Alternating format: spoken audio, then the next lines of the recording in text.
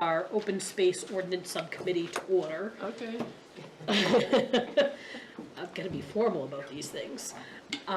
So I did print some of the materials that I'd sent an email over the weekend, and then Bruce has provided some density calculations. He started to run some numbers as well. But I want to kick off. We've got a little bit of business and cleanup we need to do. I did send out 2 sets of minutes. I didn't print them for everybody, but you did get them. They're pretty short in your email, March 5th and March 25th. Yep.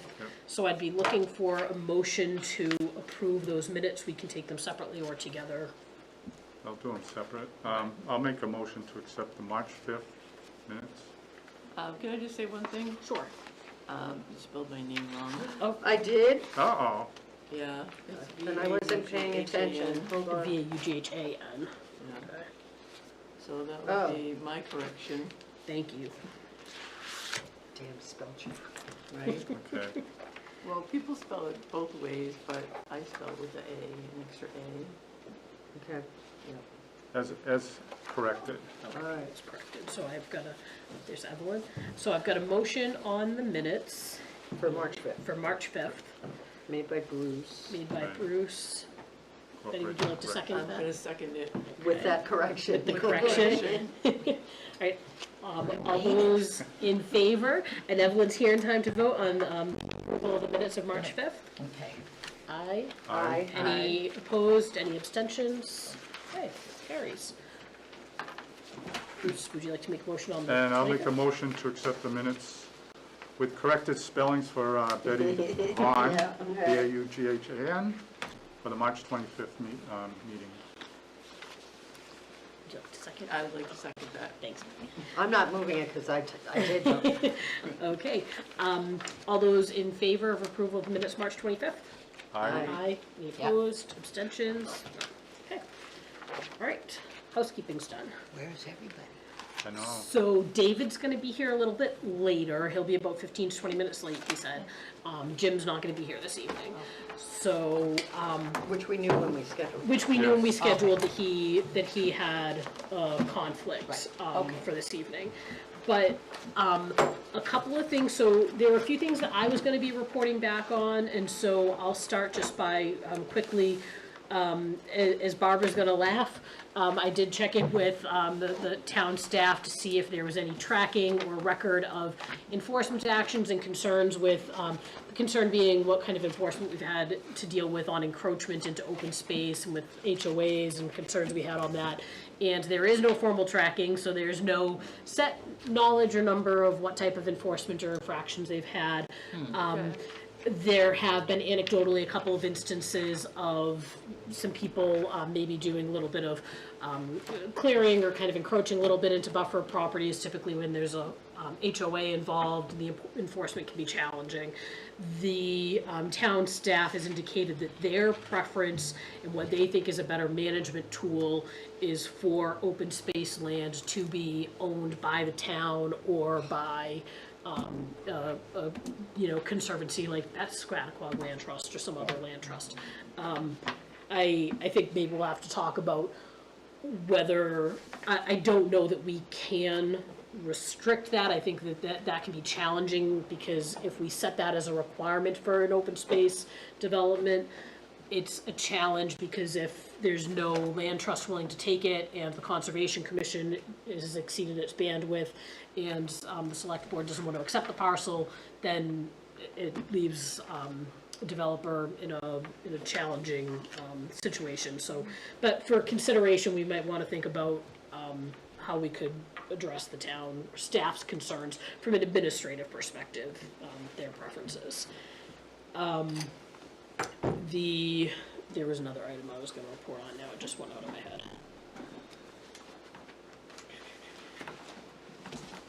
It'll come back to me when we start talking.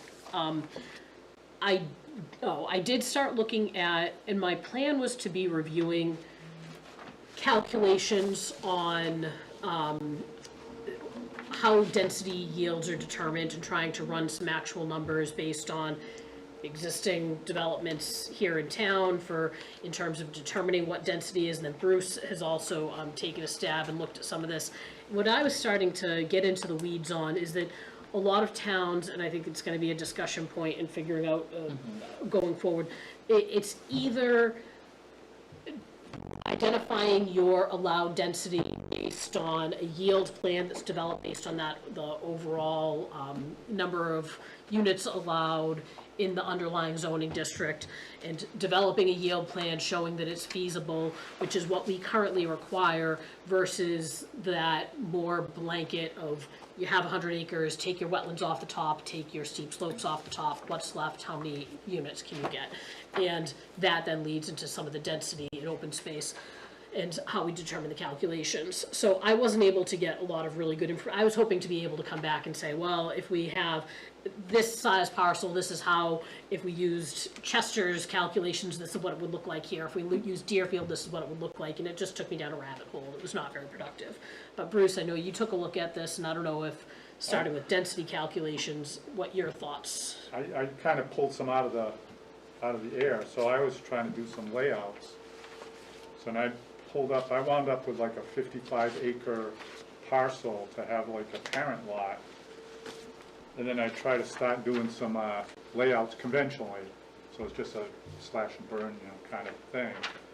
And it's coming out with like, oh my gosh, how much for roads, how to make it lay out. It was very difficult because not everything is geometrically perfect Yeah. for the existing parcels. But it was just kind of like a stab at it. So what I wound up finding, and I took an old one that I'd worked with in Hudson, is you lose about 10% for roads, for conventional. So it's kind of nice to say, okay, so they're going to lose that out of their conventional development. So it was nice to then walk away from, okay, we had 50 acres, take off 10%, take 5 away for the roads. Now they have 45 available, but if there's wetlands, they're going to subtract some of that out as well as the steep slopes. Not all parcels have those, of course, we know that.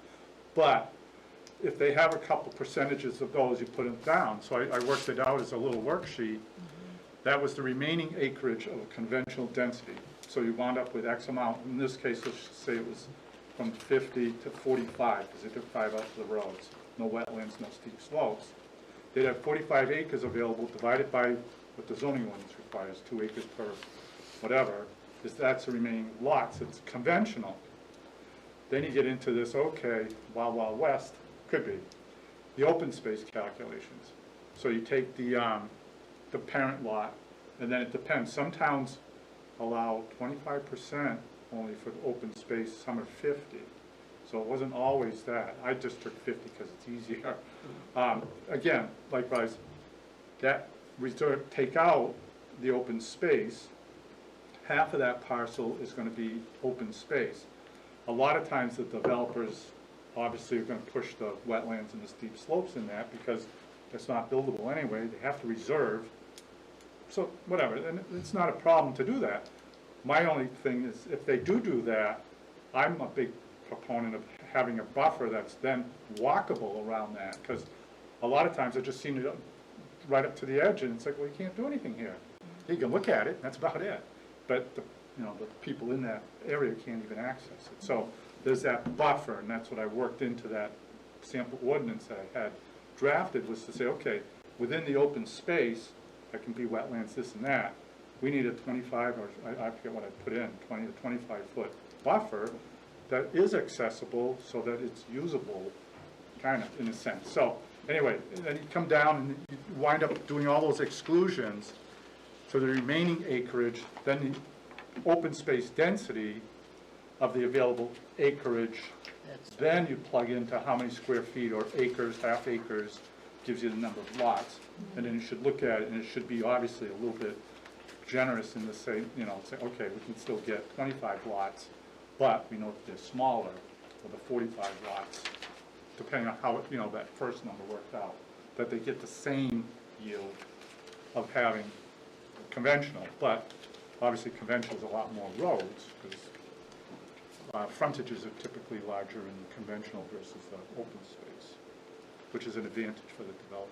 So It's difficult, and I kind of went through, struggled to trying to plug in all these what-ifs with, okay, I mean, I had so much graph paper going on, I was like, Well, I guess the question is, the first question is actually pretty simple. It To is. get there is not Yep. necessarily so simple, but the question is, what is considered to be the developable acres on a lot, right? That's Yep. the question. and that varies. Well, with each but parcel we, because- but we set the conditions. So are we going to consider what many of these plans do, because we looked at that at our Yeah. second meeting, and say, just to keep the math easy, Right.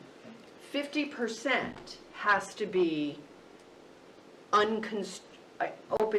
remain open space, right? Cannot Yep. be Right. part of whatever your Part of the building build-out, makes, right. the build-out. So if we're going to, let's just say hypothetically run through it, 50%. So are there going to be any constraints on that 50% calculation? Because if it's an 80-acre lot, that's easy. Give me 40 acres. So are we going to define what the 40 acres has to be? With some towns saying, of that, did I just go from 50 to 40 in a smash? Whatever. Yeah, but- Of those Yeah. 50 acres, no more than 50% can be wetlands, steep slopes, or other things, because I think the issue is, you don't want the entire, Open space. Yeah, the open I- space to Right, be essentially Wetland. acreage The junk land that they Yeah. couldn't. that they Uh-huh. couldn't have, gone Absolutely. into In the anyway. first place, Yeah, right. absolutely. Right. So Yeah, I think, agree. sort of, before we start to get into what it looks like, do we think having a minimum open space percentage is reasonable?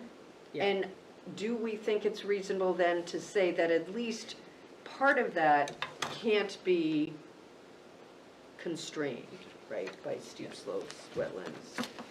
And then I think you get into, for the buildable calculation, the road, Yeah, what you take out. and so- what do we do for a buffer? Because the buffer raises a whole issue, because we've dealt with that on a couple of plans. Because depending on who owns this, and I don't think we can force ownership, No. they don't have to allow public access. And we have some of the older ones who say there is no public Right. access. Right. What I was meaning is, Yeah. within that development, quote, the new neighborhood that got created with the development, because of each interior lot should have Right, some sort of a okay, right so- to that. you know, Right, but if the access. town That's is the going only- to take right. management of this I open know. space and we're not gonna have public access to it, why do I want town resources Correct. monitoring that space? I don't. No. Or land trust or anything else. Yeah. So for You the, see what I'm saying? I mean, I guess unless it's posted, you can walk on it, but if we can't, for the use first it. question, I think we can, like, if we start with the simple stuff that are gonna be easy to get consensus and then we'll, I think that open space, what percentage of the project, our current, we have in some districts 50% and in some districts it's a 40% is our current required open space. The ordinances that you guys looked at and Betty and the table you guys put together last time, a lot of towns require 50%, some is 40, Milford's down to 30. I would support 50% open space, that 50% of your project is gonna be set aside to open space.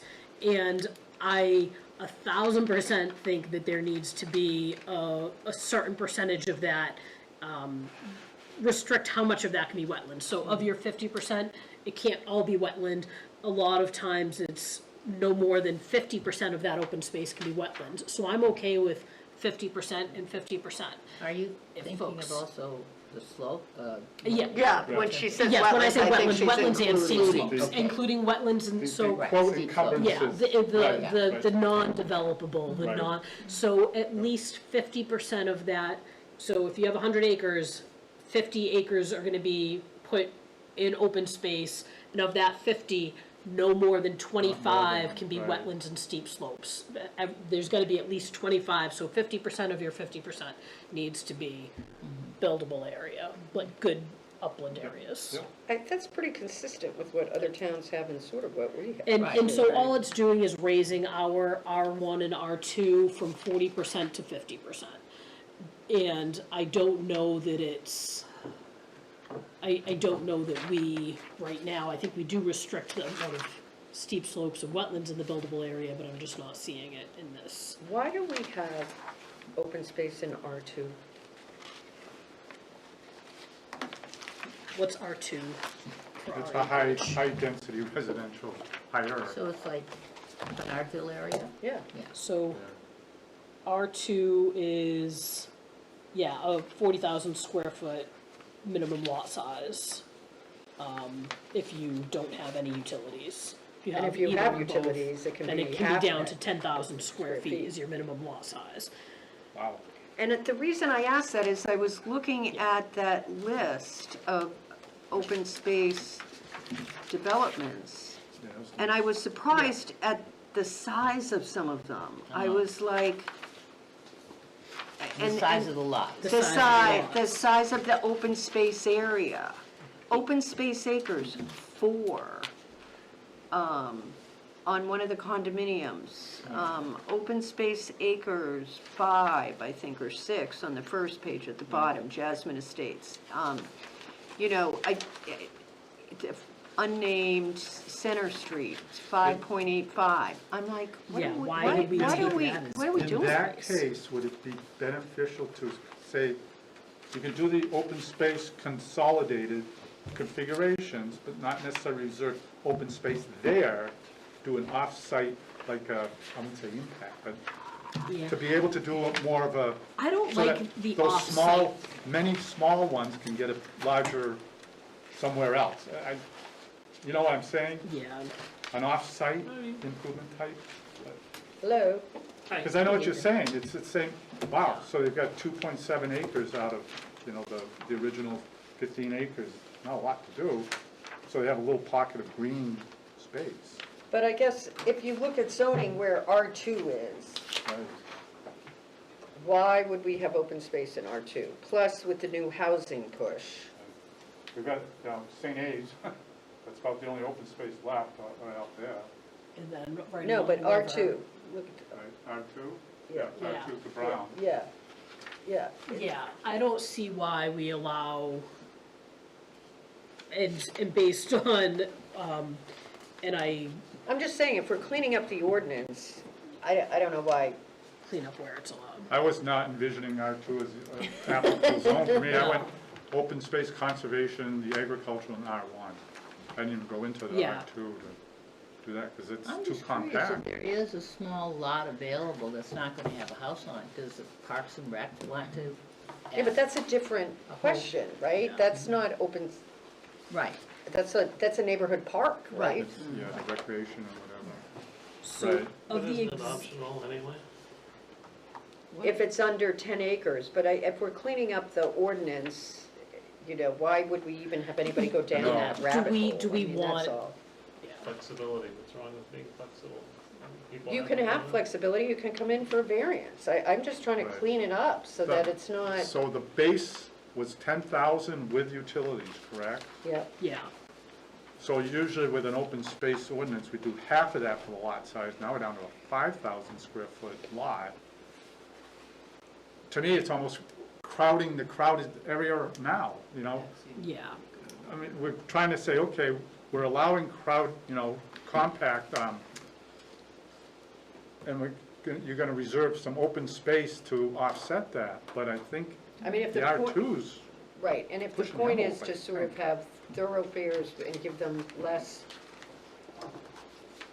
building requirements as far as frontage and, to give them some leeway on building, if you're already in R2 right? at 10,000 square feet, See, how, that's what are you the gonna only give them? Available, that spot and that spot, that's got, And that's all, Acreage. that's all St. A's, Yeah. so, right. and this is, I don't think there's landfill, much right? development potential in R2 to even I just go there, you're right. bring it up as Yeah. it was just surprising when I was looking at Yeah. it and looking at the sizes, like if we're worried about land trusts and taking care of the land. Well, that clearly would not involve that. Right. And, Yeah, and, it's, it's optional, and how often is it gonna happen? Is it ever gonna happen? Has it ever happened? Right. Well, I think I that just looking at, Morgan what made me think circle is about the it only was some one. of these open space developments, is that, who put that list together? David did. Yeah, I figured Yeah, you did. thank you. Some Very of good. the open space areas were so small that it made me It's the one take a behind look at me. where it was allowed, and that's what, when the 27 R2 caught my condominiums. attention. Yeah. I think I downloaded it. Is that sent out? It was, actually, was there So- a packet here? Okay. Yeah, yeah, that's it. Yeah, yeah. oh, okay. So anyways, I mean, Yeah. it's not a point to spend any more Yeah, time but on I- it, but I I just think raised it we'll- as a. Factors to think about then So we are could put that in the applicable zones, the allowed zones. Right. We'll think about more, do we want the CO agricultural, R1 all makes sense, R2 is kind of a question I mark would say a big on. question mark. And there's, as David said, the benefit of flexibility versus what's the quality of any open space, and are there lots there that really would be appropriate, but we can circle back to that in terms of the allowed zones. In terms of the density, or the open space Can we keep percentage. talking about the open space percentage? Yeah, the Okay. open space percentage, I'd like Where to. does anybody on here have the history of where slopes of 20, greater than 25% came from? Because I noticed that one or two of them have 20. Where did, Which ones have 20? well, there's, Some other towns have 20. Deerfield. I feel like 25 is what I have always heard That's what I've always seen. is a from those standard places. in most, Yeah, but why? when we're Anybody restricting. know why? I think it's just because when it's that steep, it's really Well, it's a I guess that's Well, my they point fire is, trucks. I think, Oh, I it's think probably the big that thing is some the of the fire. Driveways, Yeah. driveways and access Yeah. typically, Yeah. is what I think. but I guess my point is 20% more appropriate from a building perspective? yeah, I mean, we don't allow a driveway more than, Probably 12 Well, or 10. Right. right? but I mean, So that's why it's sort of, so how is the excluded land 25%? That would be a good question for DPW. Yeah, They be a may have question some for technical Scott. answer to, what is a 20% slope a problem versus 25? okay, so. It sounds like something that should have a technical explanation that we I don't know.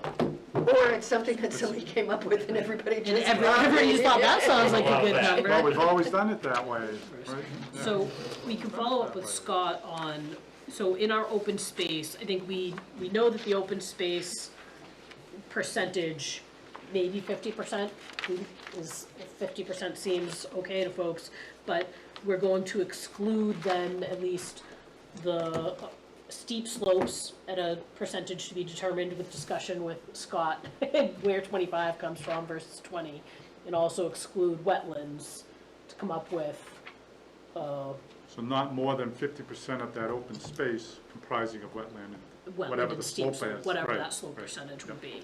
One It- of the towns has Does something 50% else. of your overall parcel being open space, and then no more than 50% of the open space being wetlands and steep slopes seem, No, I disagree very strongly. I Okay. think the way, because I think what we currently have is better in that it's, you subtract, you determine what the buildable area is. So you've already taken out the wetlands and their buffers Right. and the steep slopes. Yes, And then you take 50% of that buildable area.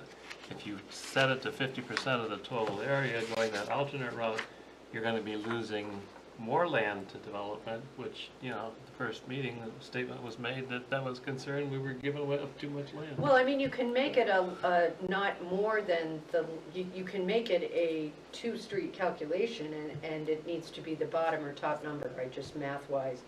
You don't have to make it be absolute, that the open space area will be no less than 50% after exclusion of steep slopes, wetlands, and one of them has flood hazards. Is that, which frankly would be a, because we just saw some.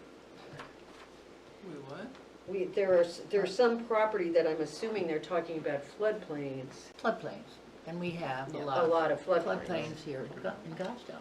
Yeah, well, I think that would, currently that would probably come under the definition of buildable area. We're not gonna allow somebody to put a house in the extremely short-term floodplain, like a 10-year You won't get a floodplain building or- permit, but you would be able to use it for calculation. Hmm. Because you're building, because that's the building, that's one of the check boxes on the building permit. You can get a building permit if you're gonna meet, if you're gonna design it to To withstand. flood hazard, raise flood, raise yeah, the if you're gonna elevation. Right, raise it, yeah, if you're so, gonna- so Right. do we want to include flood hazards? Because, So take flood hazard areas out of. That could be another one, you know, you do all the wetland, the slopes, easements, roads. you know, flood. Yeah. so David's concern is valid, so we're So- sure that we have at least 50% of the land in open space. Of the buildable, Yeah, right. And that's what I did on this little bit of the worksheet, is just take all of those, I'm gonna call them encumbrances, out. Then the remaining acreage is that buildable acreage, that's a valid number that needs to then say, okay, now take 50% of that, reserve it for the open space.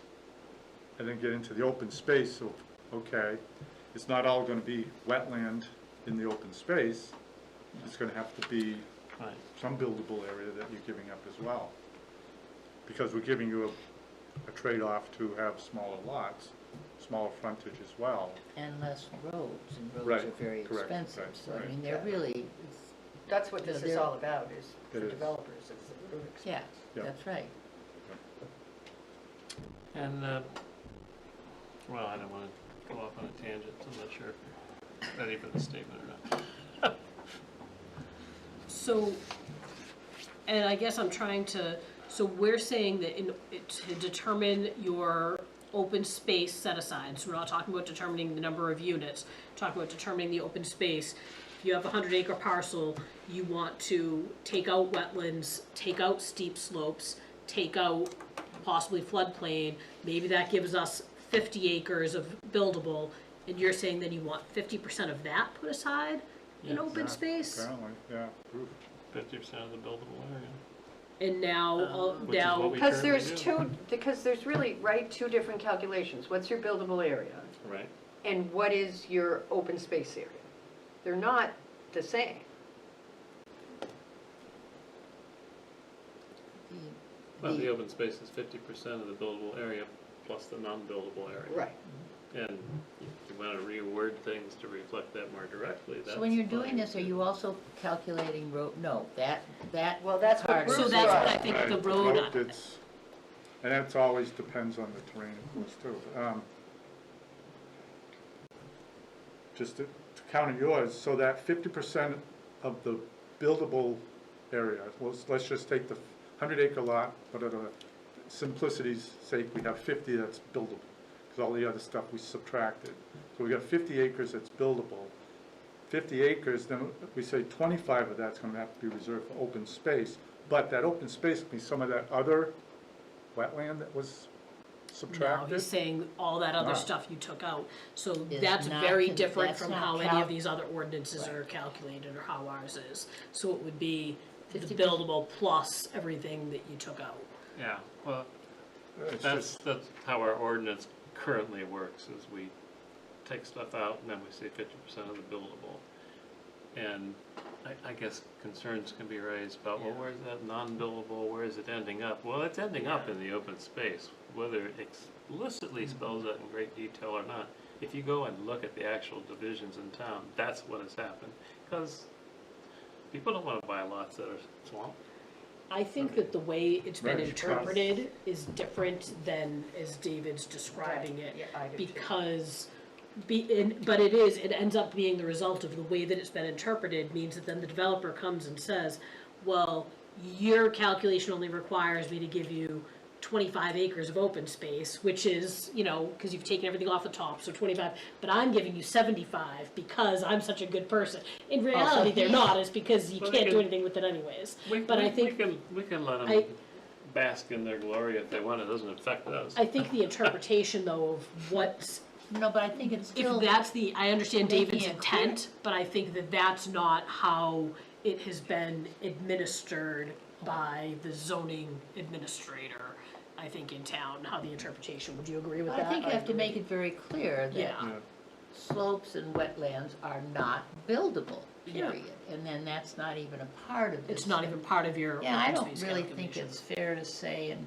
then he can come back and say, I've given you 75 acres, well, And all of it's wetland that yeah, I took out. yeah, that's, Yeah.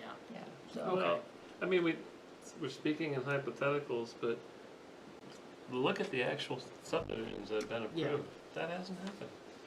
The open space area is including the 50% buildable plus the wetlands and steep slopes. But I mean, as, show me one example that's not true, and I'll No, I understand take what, back the point. Right, But it's just not how it's, David, it's true Yeah. that, executed. you know, Right. when you look at the final product, yes, but when you're looking at what's buildable, you aren't really saying, you're not including, the developer cannot include the wetland and the slope. Yeah, right. Right, Right. but, yeah, but he can stay at the end where you've got 75 acres Well, there. so what? But that's as okay, long as I'm it saying, achieved but our just goal, for- who to cares making what he it says? clear for his I guess Yeah. the calculation. point is that, and Maybe. I think it's sort of, it was a good listing to see how many parcels are still available. And I guess the concern is, from a planning board standpoint, is the plans we are seeing are more and more challenging because the Yeah. property that is left is not the property Prime property. like Heather Hill and off of the back road, between Dunbarton and the back road. It's not that property that's coming in anymore. So the calculations have been, for the large part, wetlands, and most recently we're starting to see the steep slopes. And unless we get this straightened out, we are going to end up with, I think, calculations for yield plans that would never, ever be done. So we need to come back to, I think, is there another test for determining what the yield plan is? Well, I may have to violently agree. So, because I think that's really what we're talking about, right? Yeah. Is what are we ending up with for the yield plan for Well, lots? David, can you explain what you violently disagree with? No, I should agree. He said he agreed. Oh, he agrees. I mean, I'm a little shocked Okay. myself. I agree Right. with the overall goal. But I don't necessarily agree with, well, let's throw out what we have now and go to some, I mean, right now, we're excluding the non-buildable area.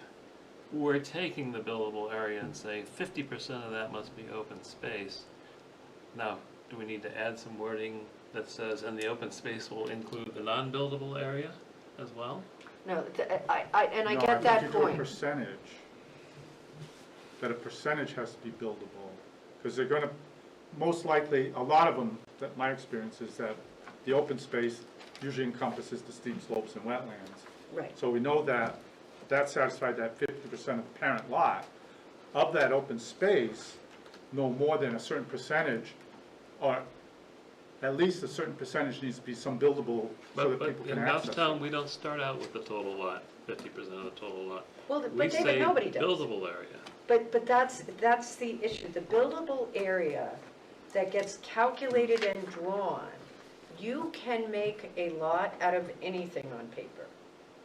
As long, you can blast away your slopes, you can fill like crazy, you can do all sorts of stuff to So- make a lot on paper. So are you saying we're really only worried about the slopes? Because you can't change the wetland delineation of the buffers, that's. Well, except, well, the flood, we're having a discussion about flood hazards or flood. Which we currently don't address in the ordinance now. Which we don't address, which we probably should. Yeah. But that's what I'm kind But of so- hearing now, is that slopes are kind of a piece that isn't adequately addressed in Right. issues and questions But about I'm slopes. trying to, So to I'll follow say you up, that's David, something. on this little worksheet that I've got, that looks like a spreadsheet there, the Yeah. worksheet. So after taking out the wetland slopes, easements, roads, that remaining acreage, I called it line item F, that's the buildable area in that lot. that's what you divide by what the zoning ordinance then says, okay, now we've got, and then, again, let's just take it for easy's sake, it's 100 acres. All of these encumbrances are 50 acres, we have 50 remaining of buildable. Then we divide it, okay, we need 2 acres per lot, we have 25 lots available, conventional. That's an easy path going down to say, okay, out of that buildable area that we subtracted out all the, How many lots can you get by Encumbrances. right? What's reasonable? out of that 100 acres, 50 of it's stuff we can't build on. We have 50 acres, there's 25 lots. So we do that conventional one. Now, we go in and say, okay, now we take that from that available buildable, line G, that's where I should have done, was G, is 50% of that needs to be open space. So you're coming down, starting from that 50 acres that was buildable, then do the, okay, we're gonna give them twice as much acreage, whatever, so they can come out with the lots at least comparable to what they had for 25 lots conventionally. So that they can say, yes, okay, this is, we have the same amount of lots, obviously the cluster development or the open space, gonna have less road frontage, blah, blah, blah, save some money doing But this infrastructure. also then brings me back to a concern that Barbara's raised a number of times, which is the viability of the yield plans. Yeah. And so by just saying buildable area rather than saying yield plan, you could be including little pockets that would never come out in a yield plan, because it'd just be absurd and ridiculous and everybody Yeah. knows it. You're not gonna, might not even be big enough for a lot, but it's part of that. Right, If you're just true. using the Yeah. simple number, True. you're inflating it with things that aren't real. So that's why I'm very concerned with just using Yeah. simple numbers, So- simple formulas. And I agree with, and I waver and I go back and forth because our current, in the so the ordinance doesn't address the development regulations, say, that viability stuff in the yield plan. And if we're going to be using yield plan, then I really want, this needs some real black and white and needs some teeth, because right now, it's just, anybody can say, well, yeah, I could, and they'll put together a yield plan and say, yeah, I could build that, I could do that, and it's really not and I haven't seen good black and white, what exactly do you need to submit to the planning board to demonstrate that this is a feasible and viable plan? So I think if we're keeping the yield plan, then I think there's a valid reason too, because it makes it that this is something that's actually buildable.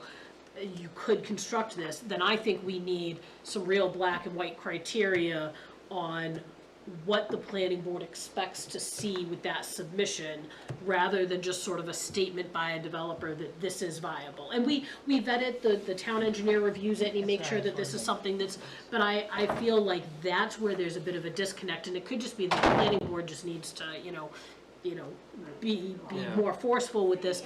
But if we're gonna keep the yield plan, I feel strongly we need some real black and white criteria, or let's get rid of the yield plan and just go to the general numbers. And I'd like a kind of a straw poll on, do we want the yield plan, and if so, let's work on the criteria, or are we gonna go with just the general density calcs, and it's good enough? Well, I must violently agree know. with you again, I because have I to think a yield plan with real teeth. The yield plan is gonna show the feasibility that this really can get built. Yep. If you just go down the numbers, well, anybody's gonna put down the numbers. Those wetlands aren't sometimes in just one pocket. They're Yeah. spread about the whole lot, and you Yeah. can't get through Yeah, the or lot. there might be a quarter-acre island in the middle Correct, of the wetland right. that nobody could ever Yeah, build. that It would But be it got, a it viable got, lot. put into that worksheet Yeah. calculation. Okay. Yeah. Correct. Um, So it's a little more work for the engineers, This- but they have to do it with the conventional plan. This may already have been addressed, but, the table that you prepared, the conservation open space, Oh, yeah. that is 5 acres, and you got 50%, 2.5, and agricultural, you list 5 acres, but our agricultural Oh, zone it's is only 2. 2 acres. Oh, okay, good. So that's Typo. that's Typo on mine. an error. However, I want to go a little bit further with this, and saying that a minimum lot size would merely be 50% of the zoning requirement, I disagree with that. It's- Let's use as an example Fieldstone, the Fieldstone Yep. subdivision, which I would argue is the best open space subdivision the town has ever done. It really fulfilled the purposes. Those lots in the agricultural zone, those housing lots are about half an acre. Not 1 acre as Yep. would happen Okay. under this plan. There's no reason to say that the developer can't make the lots even smaller. What should really be controlling that, and we'll have to control that, is the feasibility of supporting water Yeah. and septic systems. And- And that's gonna be defined under state law, but if a half-acre lot can do it, there's no reason not to let them do it. Another part of town where different soils, different whatever, maybe it would take an acre, Yeah. but I don't think we should just say 50%. That, and again, the 50% cut makes an easy calculation for the zoning administration permit review. But Yours is more of a feasibility, going back to, hey, this would work to even less because of the septic system can now. Because be at what are the 1/4 goals acre. of what we're doing? And the Right. goals of what we're doing to decrease permeability, to, all those things I brought in that. That's the way it should be addressed, not because it makes a simple calculation.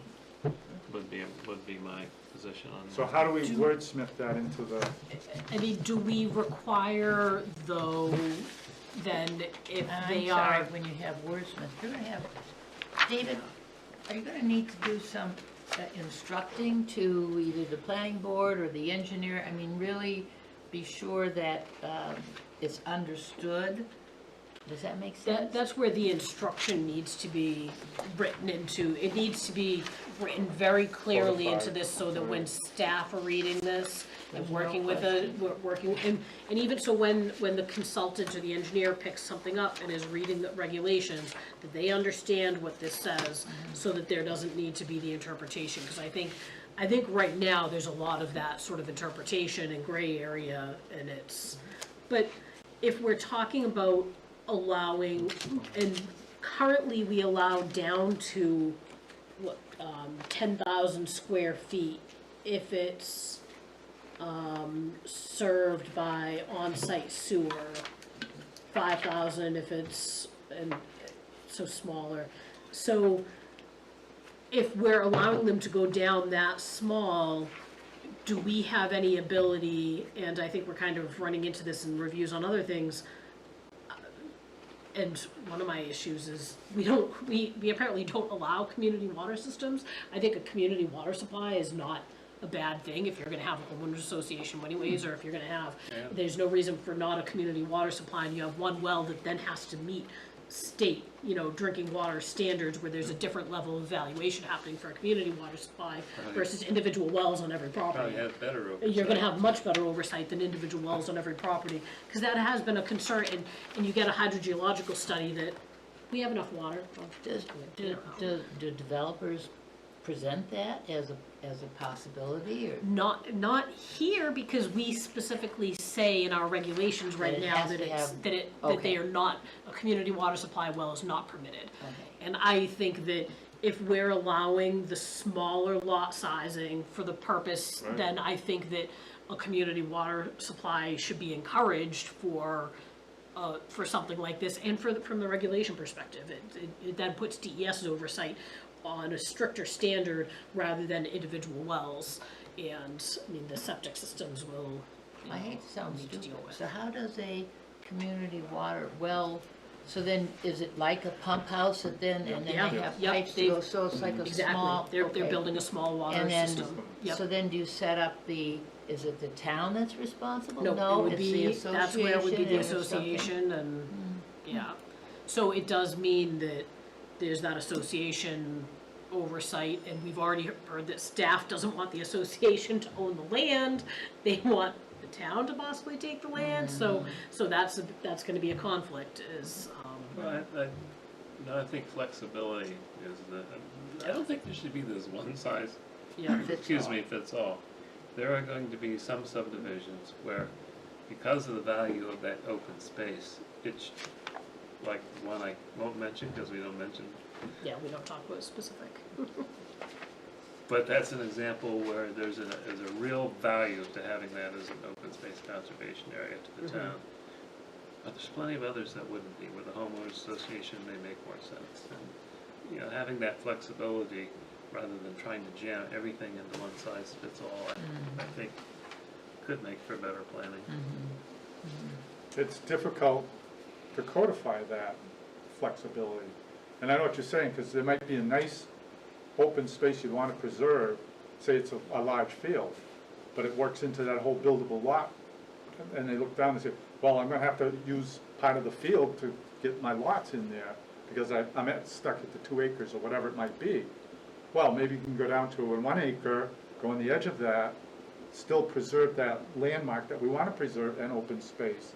But we need the flexibility to do that. They still have that density that the original conventional subdivision would have required, but they can cluster it even tighter to maintain the open space instead of cutting it all up and having individual lots encroach into, say, that landmark you want to preserve. Yeah, usually it's a field, but to say, okay, on the edge, the open space, whatever, or the view space, whatever, the view. So it's hard to codify that flexibility, I think. I don't know, you're saying you've had one recently in town that you liked? Well, yeah, I hear the statement a lot that builders can build anything. I would say that regulators can codify anything. Just pick up a copy of the IRS instructions. No, that'll back me up. It's a good time of year to bring that up. Yeah, I know. Yeah, happy tax day. Barbara, one of the things, and you might, you're still, okay. I'm still on the call. I'll ask. So, I feel like I'm hearing consensus from folks on flexibility, on the lot sizing, on the open space. Like I'm hearing a lot of at least common, thoughts on that. The original ordinance is not terrible. It just needs to be cleaned up and tweaked, and that's, I think Bruce has gone a long way with, looking at how some of these calculations are performed and how to identify this. I think that we're at a point where I'm comfortable offering to, take these pieces and start to just plug this together and, okay, this is what an ordinance might look like, and this, maybe I'll start from, here, start redlining from the existing, throw out stuff and identify areas where here we need to figure out, here are the chunks we need to fill in, and this is what we have questions, this is what we don't have a consensus on yet. But I Is do that- think the flexibility is a really very valuable part Yeah. that we want to build in here. I Yeah. think being I rigid. think it emphasizes the goal of the open space. Yes. Because open space doesn't fit the box, because, again, each parcel's so unique. I mean, Yeah. it's not always easy to, well, that corner over there can be the reserved open space, it's got the wetlands, it's got the steep slopes, we're good. Right, Doesn't happen all the time. We know that, so. Well, and That's why it comes down to the feasibility of the yield plan, because that's important to say, yeah, fine, we can show that, 50 acres, take half of that, it's 25, we've got, 25 lots, whatever, and it's like, not always, it's not gonna be able to build 25 lots. So what were you gonna say, David? I was just gonna say, just a little bit more pushback on the notion of the town wanting to take all the open space. That's really not the case. Yeah, Out of the 22 open space subdivisions, when you count the condos, going to other than homeowners has come up only 3 times. Yeah. The first one, it went to the land trust, and I still hold that up as our best example. The second time, it went to the town, but they withdrew the application, so we never received it, it hasn't been built, so that was Yeah. a scratch. So really, now we're only talking about the second time. yeah. It's not this overwhelming thing So- where, And that, at the beginning, because I had talked with staff about trying to find out if, from an enforcement perspective, how many times have they had encroachments, what are there, and there's no tracking. Anecdotally, they've got some concerns, but staff's preference was that they thought from a management and administration perspective only, that town ownership is better, because there's better teeth in that. But easier. but it's, the value of, and I don't think that we could restrict in our regulation and say that it must be owned by the land trust or Oh, the town. absolutely not. We can't, we need to allow the HOA That's as an the option. flexibility The comes back flexibility. getting in. And I think that's where, I think from staff's perspective, it sounds like, you know, it'd be cleaner if the town, and I think from an enforcement and management perspective, it's cleaner, but I don't think the town really wants it. I don't think the select board really wants No. that, and the conservation commission doesn't want that. So I don't think we wanna be taking on, except for where they are high-value parcels that are, you know, and I think one of the towns had that it's mandatory to do open space when you, an open space subdivision when you are adjacent to another conserved parcel. I don't know where I saw, in one of the things we read, I don't know if that's something we want to, we were already talking about mandatory at 20 acres or more, is it mandatory at 10 acres? Do we wanna say that there's mandatory open space when it's near another conserved parcel, or, I think mandatory, the way we have it now, is the right approach. yep, Because again, it goes back to those principal goals of better water infiltration, less storm, you know, all those things that everybody says they agree Yeah. on. The benefits. are there going to be instances where it's not appropriate to do an open space development on a 20 or 40 acre parcel? Are there instances where we would say, this one does not make sense? Yeah, Why are Shaw's we making Plaza. it mandatory? I don't know how big Shaw's Plaza Yeah. is, but But Yeah. it- So that's my only thought, is because we're talking about flexibility, but then if we're saying mandatory, are there instances where there's no benefit or there's a detriment if we say that no When- matter what, you need to do an open space subdivision for and, this? and when something like that comes up, That's why we the have a ZBA. exists. Yeah. and I mean, we get stuff all the time. ZBA makes requests, a lot of times they ask conservation for comment. And I think we almost always agree, because they're usually really, really common sense. Mhm. You know, like, oh, I need to infringe on the buildable thing because I need to have a accessibility ramp added to the house. Well, of course.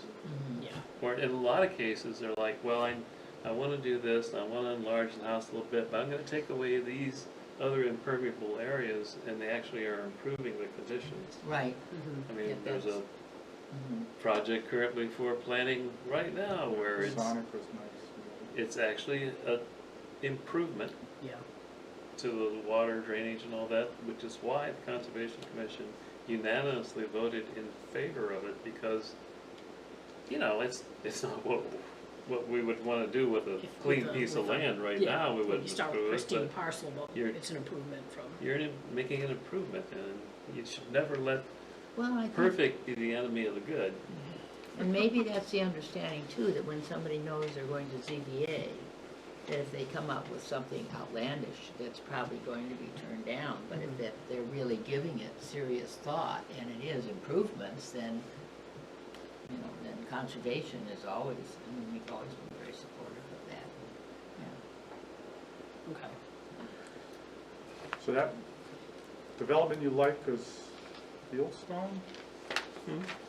Fieldstone is Open good, and they've space? got it, and because that open space is the one that Flagstone. PLC has, Yeah, correct? that went to Flagstone. PLC, and then that triggered PLC to become more interested in buying the Yeah. adjacent property to it, doubling that conservation area size, and it's one of the best places in town now. Yeah, they've got a nice Other than the mountain. walk. So walking it's trail. Flagstone.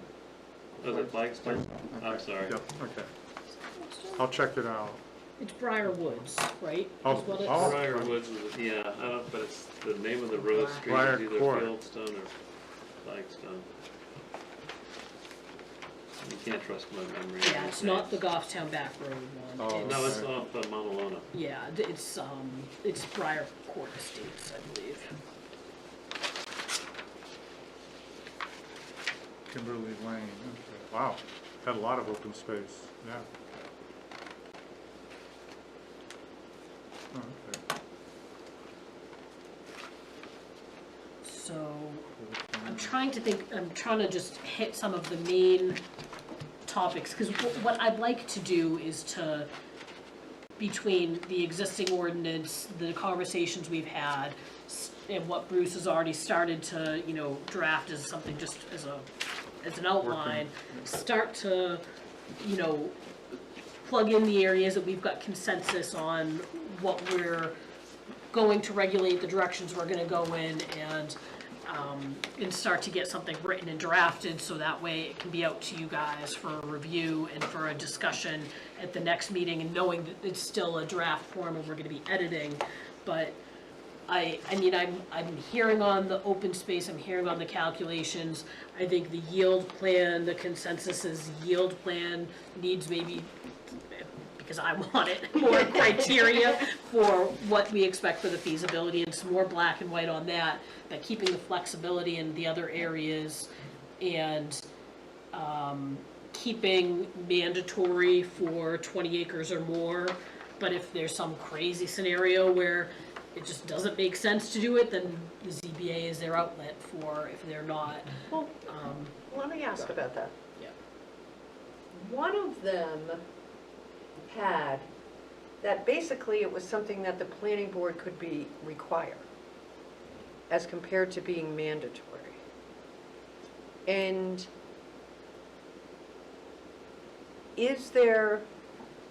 can we contemplate a subdivision where we might not want open space? Of course we could. That's, again, the ZBA provides just like all the ordinances have the ZBA delete, so Well, it makes I sense mean, to do so. But that's still at the developer's option that they don't wanna do it. What if we look at it and we Right. say, Right. this just doesn't make sense? This doesn't make any sense. And that is the point, is that if we have certain things that we're trying to do,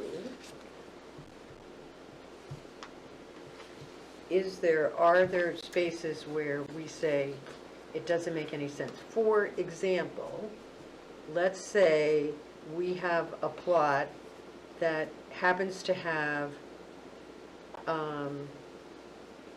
like 4 cul-de-sacs abutting it, right? Because we did all these developments that have cul-de-sacs coming to the end of it, right?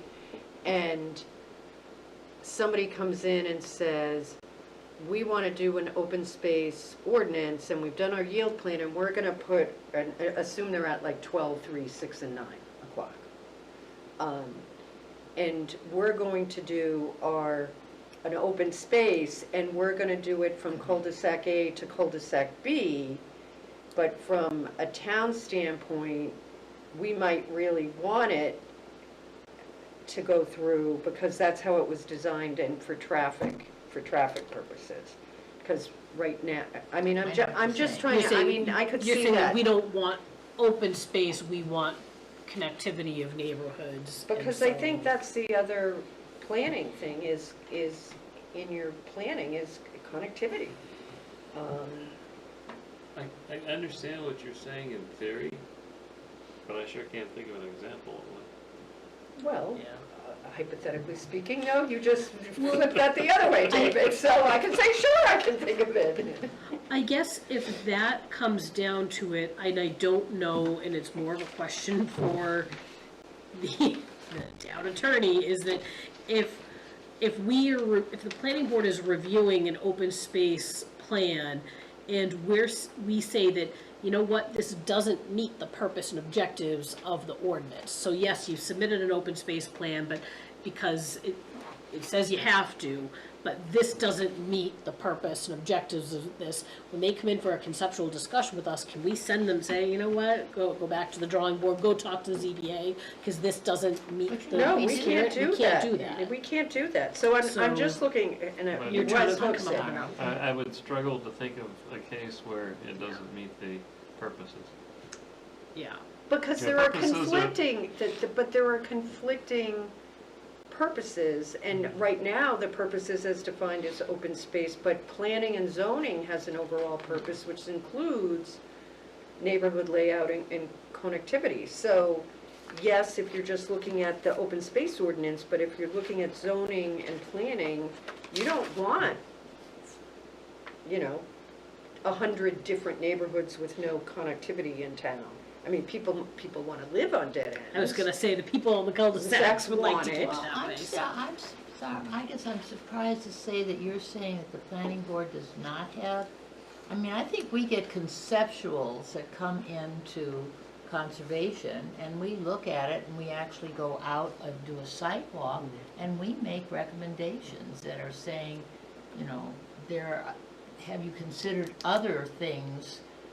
You're saying Yeah. you don't do We- that. I mean, we can make recommendations, but it's non-binding, and if what they're gonna present to us meets the ordinance and the regulations, we can say, well, we think we'd like it better, it might be better if you did this or that, but if it meets the ordinance and regulations where we can't tell them to do something You different. know- Maybe we can't, but there've been a lot of times when they have responded positively. There's even been a few times when we've had the developers say to us in conservation, you're right, we didn't think of that, that's Right. better. Yeah. We really, It does happen. But that is more in regards to the layout or approach of what they're proposing, as compared to saying this proposal is not going the direction we want at all.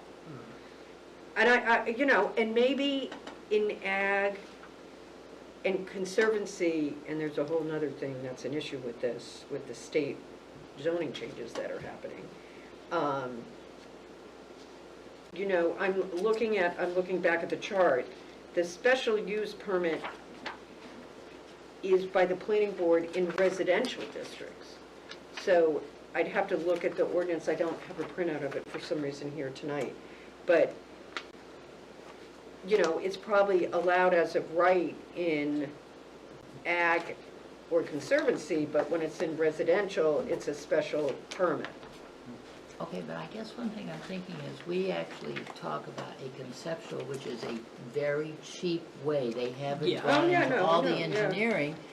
And I'm wondering if maybe, if, you know, I'm assuming that a developer may come in with his property and look at the big map, and you may say, you might want to come into the planning board and just have a conceptual look at this before you go in and spend a lot of money developing a plan, and then, you know, Yeah, then you're but finding. but if it's a large parcel and the zoning ordinance says you have to do it this way, the conceptual is just meeting that requirement. We might say we want the leg here, or less here and more here, but the overall concept Right. never really changes much from the conceptual to what we see as a plan here. I mean, that's just because they're meeting the zoning ordinance. And you're dealing with wetlands and crossings and that kind of thing, and you might say, this might be a bigger crossing, but Well, if you then- look at where you're going, that makes much Then more do you sense. want to put it in an ordinance that you are concerned about connectivity with other properties around you? I mean, that, you know, just in terms of planning? But I think that blows a hole in open space, Yeah. because we've kind of said, okay, we'll cluster these on this street within the open space, assuming that that's just going to collect those in that development. Now, go in the future, 20 years down the road, there's another 200 that are connected into that road that was not really anticipated to have passing through this development, that was just contained to that original open space one. I mean, I can see providing possibly for connectivity, but sometimes in open spaces, they allow reduced roadways. To say, okay, this is gonna be a small development just within this use. You don't have to have 60-foot right-of-ways. You can have a 20-foot, whatever, pavement. They reduce the actual road standards in the open space developments, assuming that it's just gonna be those 20 or 35. I can't houses imagine from that that. ever happening, well, that wouldn't happen here. but Right. it- Yeah, I feel like it's a solution in search of a problem. I just don't think that's an issue for Goffstown, that we have to, the gaps between the major roads aren't that huge. So I think this whole connectivity, of course, the planning board always looks at connectivity in a lot of subdivisions, it's an important factor. I don't see any examples in the past where that was a conflict. and an All right, issue. but I understand that, David, but we can play the hypothetical game about what we can imagine all the time. So if there's still a fair amount of land that is open space, and I can guarantee you that a lot of it is on steep slopes, wetlands wetlands and floodplains. Of course. Right. So if we're not addressing the possibility of, and I think the yield plan issue, once we get through that, will But address a that's- lot of it. That's, And we agree on that. I Well, understand that, but- I understand but- that. Yeah. But having this broad exception to the mandatory, I didn't say we space. needed to have it, I said, I think that there should be there are options in these other ordinances for planning boards to have some requirements sometimes to do something other than what might be presented. And in one town, which is So do they So do it maybe- through a conditional use permit? Yeah, maybe I will, in putting this, take a look and see if we have mandatory use of open space development. Maybe it's that we just need a provision that, the planning board may determine that, for certain reasons, there may be, reasons that a parcel is not appropriate for open space development. Like, I understand Barbara's concern, I understand we don't want to put language in here that goes against or starts to, nip away at the benefit of the open space, but I think we wanna still maybe give some sort of an out to the planning board, so maybe it is that it's by a conditional use permit, or maybe it's that it's mandatory, except that where there are, some sort of X, Y, Z criteria that, the planning board may waive I don't know, the planning, if we do it as an innovative ordinance, then I we think can those do would- it as a those would waiver. have to be pretty darn specific, because you Yeah. don't want an ordinance that says, well, the planning board can determine it's not appropriate here. Well, why isn't it appropriate? Because we said so. Because we said so. Well, I don't no, get if that. you- Yeah, it would need to be a very specific set of circumstances. Yeah, I wouldn't want to see that appeal. But, yeah, But like, for example, the Francistown zoning ordinance says applicability and procedures of open space development to facilitate the objectives, which are the same in all of them. They may require an applicant to use an open space development design if the property possesses, this might make it even broader, one or more of the following special features. And then it has a number of features that if it's present, the planning board can say, this lot has got this, Go open space? go Yeah. open space to deal with that. It also says, which is probably a good thing to have, subsequent conventional subdivision is not allowed within an open space development. The planning board can require a concept plan for the entire parent, so you can figure the project. And they can, and you can, the planning board at the applicant's expense can engage a natural resource assessment of the lot to see if they're appropriately. So there are, it's not so automatic, because really when you think about it, do you really want an open space development where 50% of the open space is in a floodplain, wetland, steep slopes? I mean, even depending on the size of it, really? Do we really? So- And David, I know we do, but, yeah, I mean, I do think that preserving floodplain is probably pretty But you're not gonna have Really a important. developer request, or would the planning board pass a development that would go into the floodplain and? well, no, but steep but Evelyn, slopes that's sort of the point. There is a difference between giving a developer a bonus from a frontage lot size because he's conserving open space, and giving a developer a benefit for the zoning density because the land is crap and he wouldn't be able to develop it. Anyway, So it's how do you figure out when the line is that you cross there? And some of it would be the yield plan, right? If the land is such that you would only get approval for this many lots, then that's what you have. Right. But if you don't have a certain percentage of this, why would you do it? And I think it comes back to the yield plan calculation, because why do you think there's such a push on these building regs, on zoning regs in the state now? It's expensive to develop steep, wet property.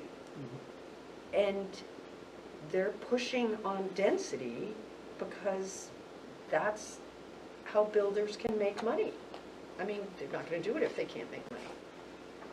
So I would just hate to see the parcels that are steep or wet with these clumps of houses on it that, you know, would never happen. I think it comes down to that feasibility of the yield plan. I mean, Yeah. they're gonna have to map it out, or, you know, engineer it to say, fine, we know that we can't build in the wetland from a conventional development.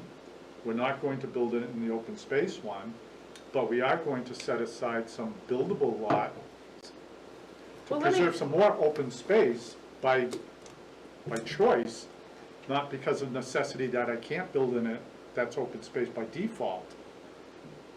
Then the town says, fine, then we'll let you have a smaller lot, so that you can still have those 20 lots that you could have done conventionally. I'm just gonna pull a number, so you can get your 20 lots.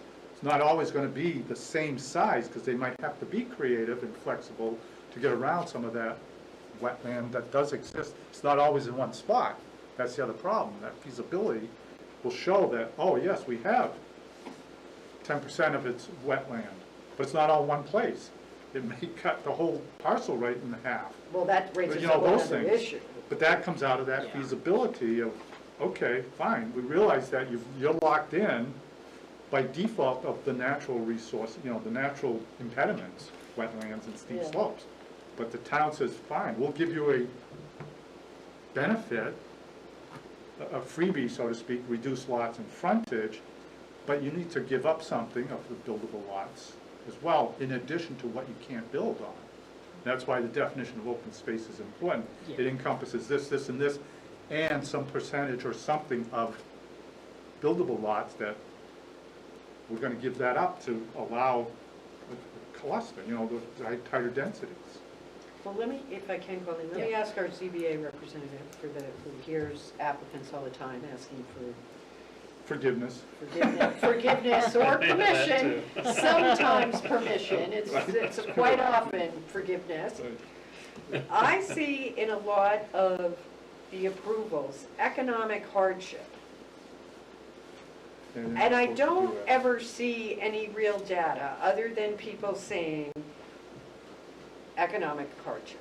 I will have economic hardship if you don't do this. So taking that and going to the yield plan, you can have isn't the real question in a yield plan not whether you can do it and meet the zoning, because we all know with blasting and whatever, you can do whatever. But isn't it whether it's economically viable? Yeah. Is it? Somewhat, I would say more engineering ability shows up in the build-out or the feasibility. No, I of would it. say So- I can fill and cut any land Yeah. to give you a lot. You can take a True. lot of trucks of material out and bring a lot in if you need And to. so I can give you a plan You can that. do that conventional one, you can do that in Yeah, open space. and that's what we. No, but so here's my point, I'm not is, sure that you can, though. You're saying the town has that authority, but the state is actually going to step in on some of the wetlands. but that's the different thing. But Right, right now, right. people go to I the know what you're ZBA saying. and say, I need essentially relief from zoning ordinances to do this, because I have this piece of property, and if you don't let me do the subdivision, or you don't let me have less frontage, or you don't let me do A, B, and C, I'm gonna have financial hardship. I don't particularly agree with it, Right. but that's what happens all the time. They're So not the supposed real to. point of a yield plan is really twofold. One, could you do it on the land?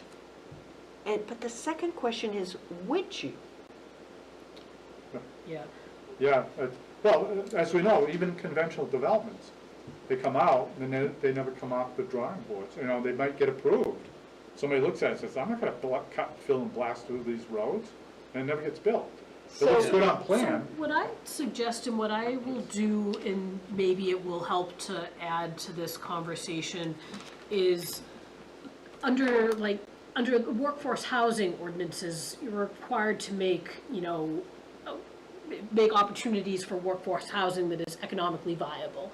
And there are standards where, when you're applying and in different communities for workforce housing, economic viability is something that is submitted to some boards and they require. So these open space ordinances don't typically require it, but maybe if I look at some of the workforce housing ordinances around other communities and see if they have that economic viability standard, and if we can steal some of that, even though it's really, that's a standard that was developed because of the state statute and the requirements on workforce housing and, you know, making opportunities available, maybe we can incorporate something that they demonstrate to us that whatever yield plan they're producing is economically viable. I think, And somebody told me that Hooksett had that requirement, but I Yeah. don't have the ordinance. So, in so front I of me. can look at that and see if, and I know it comes from a different, and I'm not suggesting that we're doing workforce housing here in open space, but I'll look at just some of those standards and if we can, I guess Make that I work just, here. this is a question Yeah. about, because I'm looking at my niece that has been, I wouldn't call it workforce, but she lived in like an apartment building in New York City, and they had a board that, well, I'm sorry, but it's the same thing. Definitely not talking about No, I know, but wait Yeah, a second, that's the not point is that they affordable. had a board and everybody was contributing money for it and that, but anyway, the problem was they didn't, a lot of the part, they didn't wanna repair the roof. And they didn't wanna, and actually they had an architect come in and said, you know, this building is having major cracks and it's going to be collapsing, and one collapsed down the, you know, a couple, so who's in charge? Here we are saying open space or, association land, who's taking care of the land? Who's taking care of workforce? Do people go in there and buy individual lots, or is it apartments that there is somebody that is responsible for fixing the roof or the, you know, what, and I guess the final Yeah. thing is, my son lived in Russia for 5 years, for 5 years, and that was the Khrushchev buildings, that, you know, they were putting everybody in these buildings, and then when we got there and they ran out of money, the talk about, you know, the elevators aren't working, the balconies are falling off, the windows are broken, the roofs leak. Who's taking care of this wonderful workforce? Are you running Yeah. into the same problem? Who's gonna take care of that buildings with multiple parts? As you are worried about the land, who's taking care of the land? no, I don't see, and that's, I mean, a separate matter from this, but typically if it's rental units that are workforce, there Workforce is. housing is typically rental. Yeah. It's all rental, Yeah. so you have And somebody because that's in where the Goffstown finance here of anyways, I the don't know that we financing. allow, I think we allow single-family workforce, but it hasn't been developed. I know one community in the state that I know of is single-family, workforce, and it's basically a homeowners association that's doing know the whether the upkeep one on the roads and off of whatnot. 114 is older rental. Yeah, but it's usually either There is it's apartments and there's management that is management, then they're doing required the to- building and all that. But in this case, on our open space though, that's another important point, is that typically we need to assume that these roads, the roads are all gonna wind up being town roads. And so I know you kind of mentioned that we need the roads to be built to a town standard because our public works department is gonna be accepting them. We don't want them taking something that then is gonna crumble and fall apart or is gonna have a problem with Then what maintenance. part of what you're saying too is, then I do think when you're talking about planning, that is connectivity is an Yeah. important part of maintenance of roads, and Yeah. so somehow it seems to me that should be a consideration. And again, I'm going back to these conceptuals, and It is a works. consideration. huh? I mean, Yeah. I have confidence that our planning board doesn't approve crazy things that would be terrible roads for the town, We have right? Yeah, restrictions on maximum cul-de-sac length and other Yeah. David things works that, with you know. conservation, they come in and we help them out. I mean, Tie-in, it's but- not like we're sitting there saying, no, you can't do any of it. It I mean, could be really. that having this by conditional use permit, or that there might be other functions that, Well, or maybe, you know, let's make up a subdivision, let's make up a lot.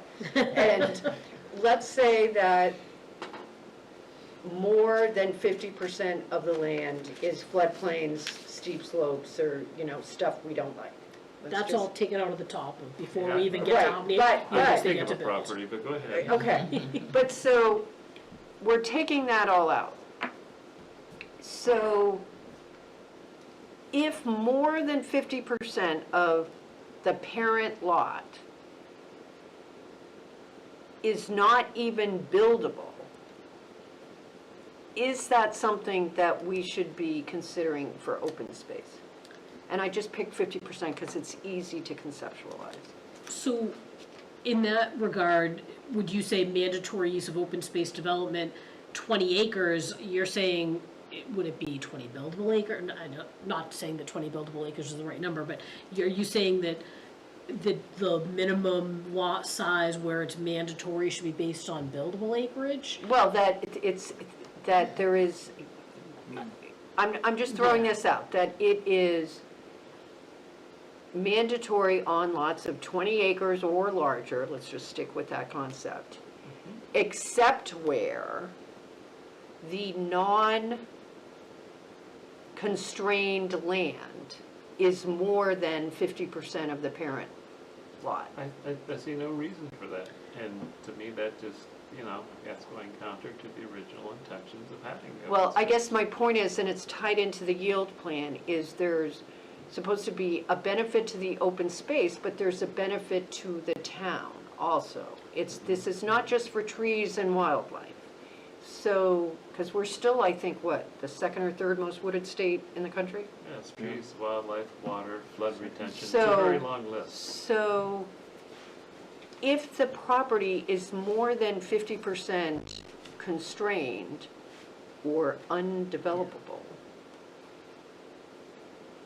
why would we be giving a density bonus? Well, we're For not giving lots. any bonuses. Well, Well, we're getting, I But- just call it a bonus, but We're not. But because the way. we're easing the restrictions for the lot size. Because if we get it written the way that it was intended, so that 50% is already kind of your set aside, and now you've got 50% of your buildable is what you're putting aside, so that's another 25 acres. Now you've got, on your 100-acre lot, that 50 acres is unbuildable, so it's gonna be there. Another 25, you've got 75 acres, now you've got 25 acres, and if you can do, 2 units or 2 acres per unit, you're getting, 12 units.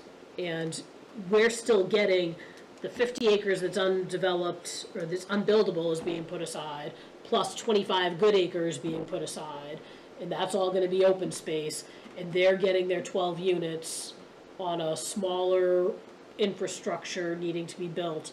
I think we're still benefiting if we change the mindset of, instead of, because I think right now the mindset and the interpretation is, here's my 100 acres, how many lots I can get 50 because I have 100 acres. Well, that's not really the case. You've got to take everything out before, and that's not all being taken out right now in the calculations.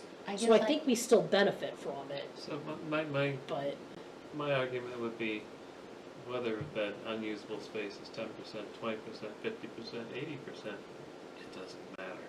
Because the builder, the developer, still gets to build the same number of units.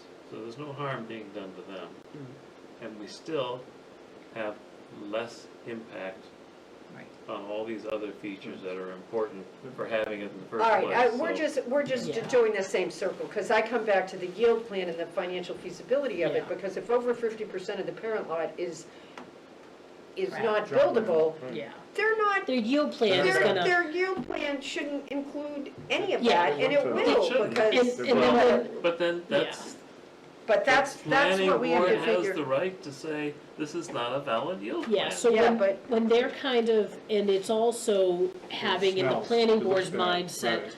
that just because by right, they could do 25 units or whatever the number it is, that doesn't mean that that's the number that's really appropriate for that site. When you take out all these and look at the layout of the wetlands and the floodplain and whatnot. So I think part of it, that is the planning board mindset, and I think the the engineer who's coming in and designing this has the mindset, well, I get this many units by right. No, that's not a by right 25, that's your starting point, and it says that in our ordinance, that's your starting point, and you kind of work back from that, but everyone just interprets that like, I get this by right, and I think it's making sure that staff and making sure it's written extremely clearly and making sure staff conveys that message Understand that, on right.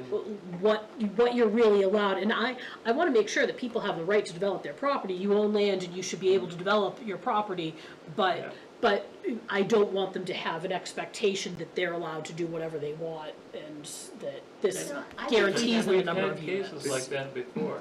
Yeah, Wordley Hill years ago. Oh my God, they wanted to do such blasting. The yield plan was absurd. yeah. And everybody pushed back on that yield plan. But they Planning still got pushed it back through. with reduced lots. A lot of lots were reduced from that yield plan. Yeah. I'm really, the yield plan is where I think we need to You know, really. I know Well, this and then sounds we need to stupid, get but into you the know, development regs, when the 'cause place was being Then they do settled, crazy things for the and they actual. found there was better land west, it was go west, Go young west. man, go west. And it isn't, that we have, Yeah. we are more forested here because we've got a lot of very unbuildable, usable land. But you- And we enjoy walking on it and climbing around it, but it's not something to be built I on. think they do this calculation, but Yeah. then they come in for conceptual to prove it, because the wetlands aren't always on one spot. Yeah. It's the proof So that's why they piece kept that coming I'm with the struggling yield with. Yeah. feasibility You can do anything on proof. paper. Yeah, So if one is to kind of like, okay, get them into the right yeah, set of, Yeah. okay, we might be able to get this much to work on the numbers, now put the plan with the engineers, get around all the wetlands and the steep slopes that they can't blast. Then they come into that feasibility criteria to say, okay, yeah, this is a good deal. Then the planning board can say yay or nay. 'Cause yeah. as we know, the easy simplistic is just to run down the numbers. Yeah, no harm, no foul. We got to go, 50% of it's wetland. Yeah, it's not all in one spot, so it doesn't get developed, and they don't always, sometimes they lose a lot more because they can't get So around. what we're really saying is you have to really clean up Yeah. your description of Yep. what's buildable and what's not buildable, and then make it very clear to your planning board. It sounds like the planning board is, I'm sorry, is the one that's having problems dealing with this, or communicating it to the, or somebody in the office to, I don't know if it's a combination of engineers interpreting things and presenting to staff that this is, and staff reviewing planning board's interpretation on how things, so I think that there's just some language that's not very clear. Well, and the So- question becomes, when you have something and nobody's taking over the land, and we're gonna have to Yeah. deal with that piece, and the land is basically unbuildable, so what they're doing is throwing a few smaller lots right by the road, because they can't get anywhere and it's unbuildable, and you wanna be able to have them, if they build on it. But some of these lots have been subdivided off from previous developments because they didn't add anything, and they might have an old house on it that somebody wanted to keep, so they sell all the backland that's good, and they're left with this, and now all of a sudden, even though they've had a previous subdivision off the parent lot, which raises a whole new question, I suppose we could go back to probably 5 or 6 parent lots and argue nothing Yeah. can be touched. But, I mean, we've seen that come through, where they argue open space and therefore they get this, and it's like, Well, it sounds to me like two of the fuzziest areas are the steep slopes Yep. and question of floodplains. Yep. And that's So- where we need to. So what I'll do, and we'll kind of wrap things up for tonight, I will talk to Scott Ozana, the town engineer, about the steep slopes and where the number on steep slopes come from, the 20 to 25 or 20%. I think we'll include the floodplain in the non-buildable area calculation, and I'll, from our ordinance, what we've discussed and talked here, and what Bruce has started to put together, get at least the areas that we think we have consensus on, and get the framework kind of fleshed out a little bit more, fleshed out on what we think the ordinance would look like. What I'm picturing writing here is not something that's in two different places. Maybe we're gonna end up splitting some things out, because right now, having the zoning ordinance and the development regs is just, we're looking in two different places for and it might be that maybe that's what it should be, but for now, we'll come up with something. So I'll work on that, do some follow-up with town engineer, and send something out that you guys can have, for a week or two before our next meeting, and kind of get some consensus on that. David, the information you put together with the fact that the lots that are existing, so not only open space developments that are already out there, but how many lots are still out there of a certain size, was really helpful to say that there are a number of parcels that this is worth some effort of us doing this exercise, because there are parcels that are still coming forth and could be, 37% of the town. so there's What'd you say, 30%? 37, yeah. So I think it's Probably steep slopes it's still a valuable exercise. are a Some good of portion it, of well, it. Well, actually, in of those two things we're looking into, the floodplains is an interesting question, because floodplains, flood zones. Yeah. Which flood are you So- referring to? Well, and it's 10-year interesting flood, because the they're 20-year flood. it says flood hazards. Yeah, Oh, because that's even more because vague. the new So- language is like flood hazard elevation, and it is, because they changed it from what used to be, calling it the 500-year flood, and now it's, the zone AE and the different, so to say so that I'll A and look at AE. what we have for the ordinance, but also talk with the building inspector too, if there's any intricacies we need to be thinking about there on what's allowed to be built in certain flood zones. But I think preservation of, and keeping, keeping our flood storage is, as we're seeing, more and more important, and seems to be something that hadn't always been. So, next meeting, Tuesdays seem to work. I don't know, we're at April 15th, if I want to give everyone at least a week or two to review things. April 5th, this is April. Today's April 15th. Okay. Yeah, I'm thinking today's April I 15th. thought she was looking, okay. No, so. Okay, got it. Where am I? What day? We already have, we have a planning board meeting on May 8th, so I'd rather not do two meetings in the same week. See, I like to get all my meetings You like done them all done in the same same week? So I guess May 6th or May 13th for another, 6 would be the ZBA. that's your ZBA night. However, Okay. at the moment, there doesn't seem to be anything on the, I don't believe it. according to Len this morning. Wow. He was gonna check with Patty to see, because I think this was the cutoff date. too. Let me see, because Jim had actually asked me. So that is a possibility, on the 6th. He's got one night he don't have- can't do, right? Yeah, so he had said May 13th he can do, and then I had said June 3rd is a possible one to follow up to that. So May 13th, is that, and that will give me. That's on a Tuesday. That's on a Yes. Tuesday. I can't do it. You can't do the 13th. Well, I mean, you can't, I have a board meeting on the second Tuesday of every month, so you Oh, can't okay. meet everybody's. Yeah. Right. I mean, that's just the way it is. Well, I can Barbara, do that are by you, Zoom in the hall and run back. are you okay with us doing the 13th, knowing that if I'm putting together some sort of a draft that I'll send out, my goal will be to get that out no later than the 6th. Yeah, so I'll take a- people I mean, have I'll week, take a look That'll at give you it. time to review. So if we do May 13th, I'll check with the girls upstairs here and see if that date's available here, and go from there. I may not be here either, just. Okay.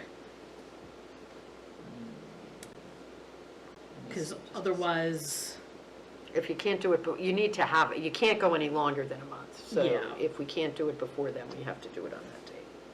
So, May, so just go ahead. yeah, I mean, we have to. Yeah. I think, okay. I may be home by then. Where are you going? A graduation. Oh, okay. Flying out to Wisconsin and then coming back, and I think I'm coming back, I should be here. It'll be your Tuesday. welcome back for the vacation, and, Yeah, and you get to vacation. come You'll to, be all rested and ready to Okay. All go. right. Okay, okay, so I'll send out an email after I confirm with Patty that the room's available, or a room is available, and I've got, some work to do, and Bruce has set a good, template for me to work from, and I'll get that out to everybody. I by liked the your 6th. throwing in how to deal with ADUs, that was Wow. very good. I It's saw coming down, it's that. coming It's down. coming down, it's coming. Got a plan for that, right? Good planners would anyway. I know, for sure. All right, so, I'll motion, entertain a motion to motion adjourn. to adjourn, I'll make that motion. Second? Okay, all in favor of adjourning? All right. Okay. Opposed, abstentions? All right, we are We are adjourned. adjourned, GTV, thank Thank you. you, GTV.